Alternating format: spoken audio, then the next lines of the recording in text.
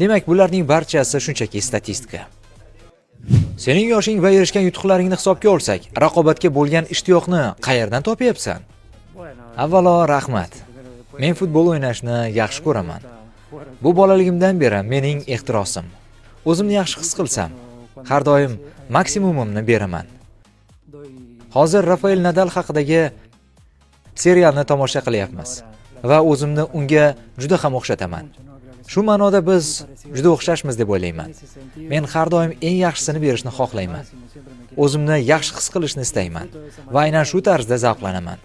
Imkoniyatim bor ekan va bunga tayyor ekanman, davom etaman.